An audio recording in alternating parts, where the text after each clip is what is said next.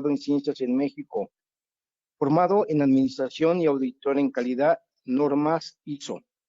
Autor de varios libros científicos, de artículos y capítulos de libro de alto impacto. Actualmente es profesor en la Universidad de Barcelona, España, e investigador en la Corporación Universitaria Americana Medellín.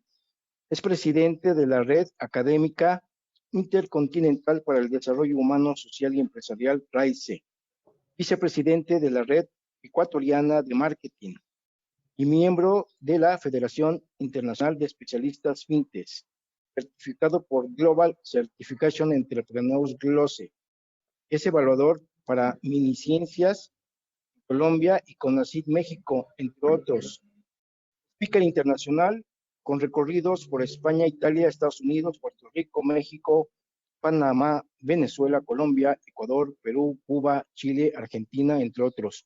Más de 15 años de experiencia como director y gerente de recursos humanos en diferentes empresas. Es profesor e investigador universitario desde el año 2000 a la fecha.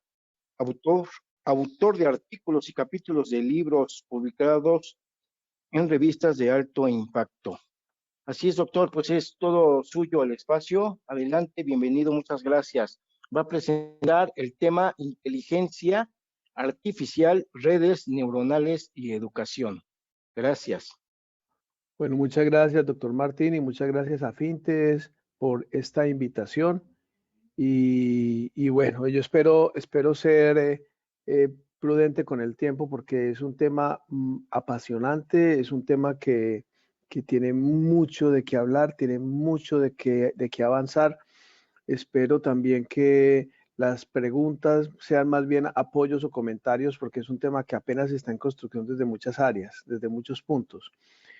Y como siempre, cuando voy a iniciar este tipo de trabajos o de conversaciones, me gusta iniciar haciendo la acotación de que los seres humanos somos seres muy complejos, somos seres bastante como el resultado de un proceso arduo, grande de la evolución, y que reducirlos a una sola mirada es siempre, digamos, más que es imposible, porque somos muy amplios. Entonces, la mirada que vamos a darle acá es desde la neurociencia, desde la tecnología, y eso no descarta en ningún momento otras miradas tan importantes, tan fundamentales como las miradas sociales o las miradas trascendentes o espirituales, porque somos un compendio de esa parte espiritual, de esa parte social, de esa parte psicológica y también de esa parte biológica. Como introducción, quiero invitarlos a que veamos un video corto, pues el video es largo, pero solamente vamos a ver 2 minutos del tema que vamos a tratar hoy.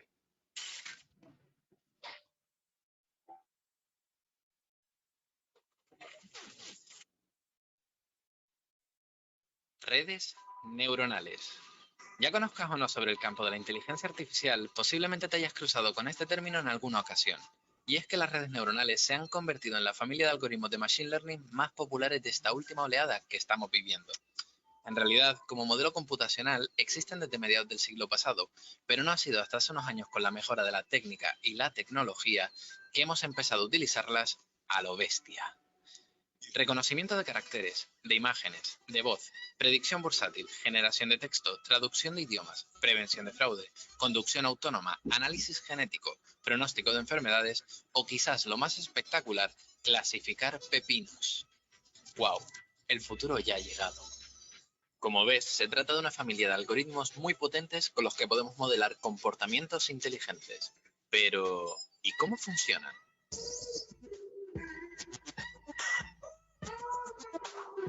Como suele ocurrir con la mayoría de comportamientos y estructuras avanzadas, la complejidad de estos sistemas emerge de la interacción de muchas partes más simples trabajando conjuntamente. En el caso de una red neuronal, a cada una de estas partes se le denomina neurona. En el vídeo de hoy nos centraremos en entender el funcionamiento de una neurona y cómo podemos utilizarlas para codificar información dentro de ellas. En futuros vídeos veremos cómo... Bueno, ¿se escuchó bien el video? Por favor, me realimenta José Luis o Martín. ¿Tuvo buen audio? Sí, muy bien, muchas gracias. Perfecto, perfecto, muchas gracias. Sí, porque acá uno de este lado del monitor está perdido. Bueno, el video continúa otros 9 minutos. Yo voy a enviarle el link a al doctor Martín para que luego lo comparta con el auditorio, pero simplemente quería colocar esa parte como introducción.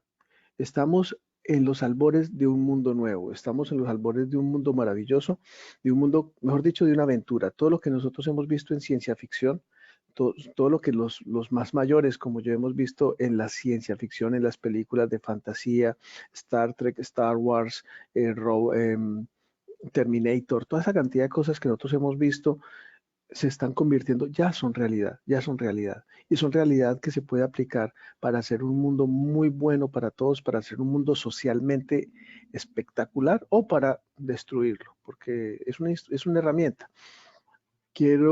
Pues debemos saber claramente que la tecnología no es buena y la tecnología no es mala. La tecnología es una herramienta, es lo que hagamos con ella, las personas, para construir o para destruir. Igual, la tecnología nos va a ayudar en los procesos de formación y de educación si la sabemos utilizar, o va a obstaculizar esos procesos si no la sabemos utilizar. Durante esta época de pandemia han pasado muchas situaciones, han pasado muchas cosas y hemos escuchado en diferentes eventos los que dicen que la pandemia y que el aislamiento está acabando con las habilidades sociales de nuestros niños, y hay algunos que están en contra de la tecnología, que porque los embrutece y los emboba. Otros dicen que no, por el contrario, la tecnología los está acercando más al desarrollo de competencias intelectuales. En fin, hemos escuchado diferentes posturas. Todas son válidas, solo que recordemos, la herramienta no es la buena ni la mala, es la utilización que hagamos de esa herramienta. Y hoy vamos a tratar en estos minutos de hacer un encuentro entre cómo es que nuestro cerebro funciona, cómo funcionan nuestras redes neuronales, cómo funcionan unidas a la inteligencia artificial y cómo esa unión puede servirse y enfocarse hacia el mejoramiento de la educación en el siglo XXI y en el siglo XXII, porque ya hablar del siglo XXI es la realidad, es el presente. Ahora tenemos que hablar del siglo XXII. Bueno, para eso vamos a dar un pequeño recorrido inicialmente sobre lo que ha sido y se ha considerado la inteligencia y la educación a través de la historia. Ya desde el siglo XIX, Francis Galton fue tal vez el primero de todos los investigadores conocidos, porque podemos remontarnos hacia Grecia, con Aristóteles, con Platón, que hablaban, y mucho más atrás incluso. Pero hablando de la época más moderna, más contemporánea, más hacia acá, Galton fue el primero que comenzó a hablar un poco, a acercarnos acerca de los conceptos de inteligencia, cuando él empieza a hablar de la genética, cuando empieza a hablar de la herencia, de los factores de la herencia, y empieza entonces a incursionar en que la herencia es un factor fundamental para la inteligencia y que de padres inteligentes salen hijos inteligentes. Ahora, recordemos que Mendel hablaba de la herencia era en guisantes y en plantas, y cómo mezclando plantas y guisantes y semillas, pues salían híbridos de esas semillas, ¿no? Obviamente los seres humanos tenemos una complejidad diferente a la de las semillas, pero la base sigue siendo la misma y se le reconoce a Mendel pues todas estas leyes que él sacó de la herencia. Luego Cattell es el primero que desarrolla una batería para medir diferentes tipos de inteligencias en las personas y saca una prueba mental que no es para medir exactamente inteligencia, pero sí para medir habilidades. Fue muy importante Cattell en su momento. Obvio, sus teorías fueron un preámbulo a otras actuales, ya no está vigente, pero se le reconoce ese inmenso valor histórico. Es muy interesante Alfred Binet. Binet fue la primera persona que habló de una batería. Cuando hablamos de batería es una prueba o un cuestionario, un test, que se llama batería cuando son varias pruebas para medir la inteligencia. Miren lo interesante que fue el caso de Binet.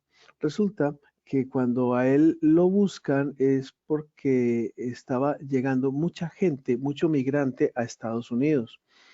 Entonces le dicen, bueno, vamos a garantizar, a tratar de garantizar de que las personas que estén llegando a Estados Unidos pues sean inteligentes para que no nos llenemos de personas con enfermedades o con taras o con situaciones difíciles. Y entonces él se pone a esa tarea y crea la primera batería de inteligencia. Y resulta que la mayoría de las personas inmigrantes salen como que tuvieran deficiencia mental, como que estuvieran por debajo de la media. Bueno, extraño, se ponían a verse, ¿será que los de Estados Unidos son más inteligentes? Eso era, de hecho, eso se creía. Igual se le aplicaba a muchas personas afrodescendientes de la raza negra y también, y mucho tiempo se creyó entonces que los inmigrantes y las personas de raza negra, e incluso que las mujeres, eran menos inteligentes. Luego, cuando continúan evolucionando este tipo de instrumentos, nos vamos dando cuenta que no es que haya diferencia de inteligencia por razas, por ubicaciones geográficas y muchísimo menos por género masculino o femenino, sino porque las preguntas estaban hechas o realizadas de una manera sesgada y estaban haciéndose preguntas relacionadas al entorno que era completamente desconocido, en este caso de Binet, para los inmigrantes. Entonces no podían responder. Es como medir la inteligencia de un niño del campo con preguntas que se le hacen a un niño de la ciudad. Por supuesto, el niño del campo va a salir con un retardo y el niño de la ciudad va a salir bien. Al caso fuera contrario, hiciéramos la prueba a un niño de la ciudad con preguntas para un niño de campo, el que saldría perdiendo sería el niño de la ciudad, ¿no es cierto? Pero hay que reconocer esa gran importancia o ese gran aporte que nos va acercando a esos conceptos de inteligencia. Luego, Simon, basado en las teorías de Binet, perdón, acuña un concepto que antes no existía, el concepto de la edad mental. Antes siempre se hablaba de la edad, usted tiene tantos años, pero entonces ya Simon habla de la edad mental y entonces empieza a dar una diferencia entre una edad cronológica y una edad mental y empieza a dar esa distancia. Hasta que al final Stern saca algo que en este momento todavía seguimos manejando en todos los países del mundo. Y yo lo digo porque acá estamos reunidos personas de diferentes países, de todo el mundo y de todas las culturas y de diferentes idiomas. Entonces Stern habla del cociente intelectual, el CI o el IQ, ¿ya? Y saca una fórmula que nos dice que el cociente intelectual es la edad mental sobre la edad real multiplicado por 100. ¿Ya? Miren, entonces que comenzamos entonces a clasificar ya a las personas y a colocarles un número. Si eso es bueno, si eso es malo, igual es un instrumento. Como lo manejemos, puede ser bien o puede ser mal, porque sigue siendo un instrumento. Pero miren cómo vamos ahondando en ese concepto de inteligencia. Cattell en el 66 da un aporte ya pues mucho más acercándose a lo que entendemos ahora por inteligencia, y él habla que la inteligencia como tal, la inteligencia, la G, es la combinación de una inteligencia fluida con una inteligencia cristalizada. Y él menciona la inteligencia fluida como esa habilidad que tenemos para movernos, para hacer cosas, para expresarnos, para toda esa parte basada en las relaciones de los diferentes, como la parte lógica. Y la cristalizada tiene que ver con esa parte que se va adquiriendo con el entorno, con la parte social, con las relaciones con los demás. ¿Ya? Entonces, la inteligencia tiene esa parte con la que nacemos, que es heredada, que es la inteligencia fluida, esa parte biológica que es inherente a nosotros por nuestra especie y que recoge o retoma todo eso desde Mendel, pero la combina entonces con la cristalizada que tiene que ver con todo ese tipo de inteligencia social, aprendida culturalmente, y vemos ahí ya un avance, ¿no es cierto? Ya vamos dando un avance hacia los conceptos de inteligencia que ahora estamos manejando.